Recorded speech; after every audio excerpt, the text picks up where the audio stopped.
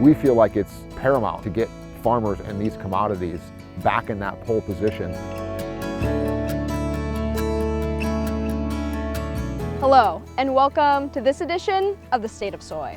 I'm Michaela Jordan, reporting from outside of Bondurant, where we're joined today by Matt Herman, who serves as Iowa Soybean Association's Chief Officer for Demand and Advocacy. And we're talking about a new farmer-focused initiative that is putting farmers back in the center of the biofuels conversation. Matt, start by telling us a little bit about what this initiative is and why it was created. So many of the farmers who are listening probably know that Iowa soybean farmers, Missouri soybean farmers, and farmers across various commodity groups really led the creation of the biofuels industry. It was their investments 20 years ago who helped bring these products to market and helped create a market for, especially in our case, soybean oil, which was really a drag on the protein product. But as this market's expanded, the players and the dynamics of this industry have significantly changed. And so where the soybean checkoff, like Iowa Soybean, Missouri, our partners across the country, we recognize that as this market changed, there was a need for farmers to, frankly, do more of their own homework and assert a little bit more, effort and control in these and make sure that these biofuel policies, while they create energy, still continue to work for the primary stakeholder here, which is the farmer at the end of the day.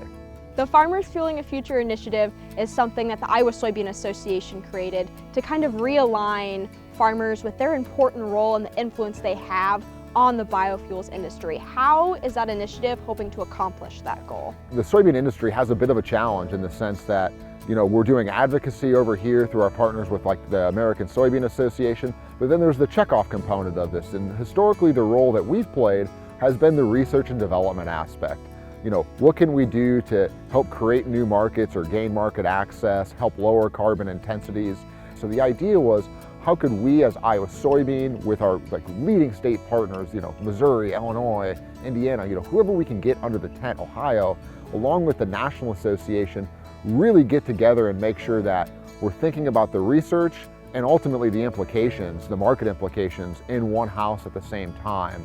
And so through this effort, we're going to be able to pool our resources and make sure that those resources are really directed towards the issues, the meat and potato issues that are going to affect farmers the most in these biofuel policy and market discussions. Like you mentioned, the meat and the potatoes of these issues, what are those focus areas that this initiative and all the collaborators are going to be looking at? When we look at the full value chain, increasingly there are pieces of the story that are very much ag questions, right? Like, for example, many of the key markets that these biofuels are being sold into are going to require some form of farm level certification coming up, where there's going to be a legal requirement that if farmers want to sell grain and to be processed into these markets, that they're going to have to provide additional documentation. There's other really gnarly, huge issues related to things like land use change. And what we're trying to do with this initiative is really focus back in on those questions to make sure that we're generating the data, that we're putting U.S. farmers, corn and soybean farmers, in the pole position to be able to serve those fuel markets. And I'm really excited to grow this not only among the soybean family, but quite frankly, our soybean farmers for in Iowa, they're probably also farming corn, and we know where a lot of that corn's going. So I really see this bigger opportunity to align across commodities as it relates to the common challenges that farmers are facing, whether it's farming corn to go into ethanol or soybeans to go into biodiesel. And those different fuel sources like ethanol and biodiesel, they play a large part in creating the market for the oil component of those crops as well. And the soybean checkoff has done a great job in years past of bringing the price per bushel up with that additional use for oil. With the soybean checkoff being one of the funders of this new initiative, how are farmers seeing a return on investment for their checkoff investment in this initiative? Well, the key thing here is, right, if we would have gone back just a few years ago to use soybeans as an example, with the current biofuel industry, pre-COVID, soybean oil was fulfilling something about 50% of that usage. So if we were, making 3 billion gallons of fuel, half of it was soybeans. Now the market's grown significantly, closer to 5 billion gallons, but the usage of soybean oil in that broader pool is now trending downwards towards about a quarter.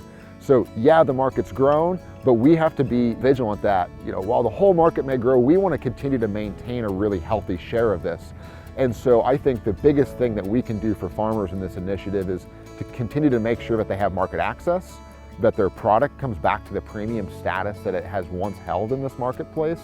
We feel like it's paramount, frankly, to get farmers and these commodities back in that pole position, especially in domestic marketplaces.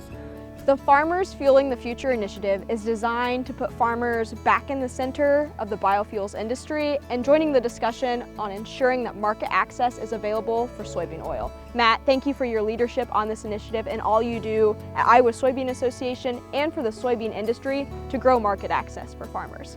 Reporting for this edition of The State of Soy, I'm Michaela Jordan.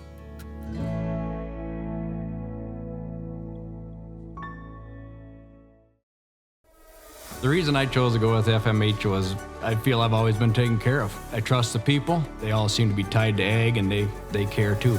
And I also appreciate their American company. As a farmer, I appreciate they're family owned, that it's here in the United States, that they're owned in the United States, and they're working for us. All good people. We've been with them for 10 years probably now. They're a great company and I will stay with them forever.